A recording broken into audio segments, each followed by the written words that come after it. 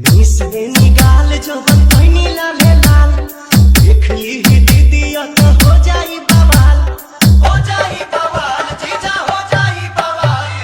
मिसरे निकाल जो बनी लाले लाल देख ली दीदी तो हो जाई बवाल चल देखी राउर जीवा जोरोता खिस पोता जबरी जीजा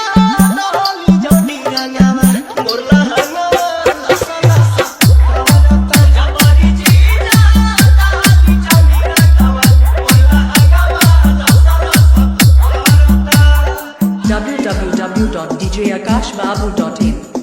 www.djakashbabu.in Akash Babu Akash Babu Akash पानी नीरा उठ जीजा झूठ जनी कहरी कोनो पता गाछी अभी ठूठ जनी कहरी पानी नीरा उठ जीजा झूठ जनी कहरी कोनो पता गाछी अभी ठूठ जनी कहरी मोरो लोयो पीर ओइसन लहराता देह सिहराता जबरी जीजा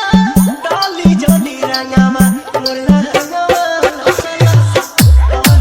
जबरी जीजा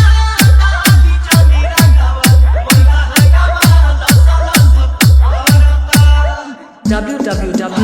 www.djakashbabu.in www.djakashbabu.in Akash Babu Akash Babu Akash दूसरा के धन बजताई जनी हक जी बनी हम कुंवर होई सभटा के शक जी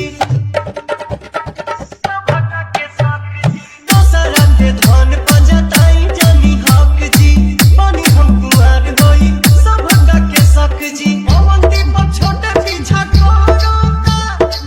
अरुण बिहारी जिया डरता जबरी जीजा डाली जनी रंगामा मोरला जबरी जीजा डाली जनी रंगामा Download from www.djakashbabu.in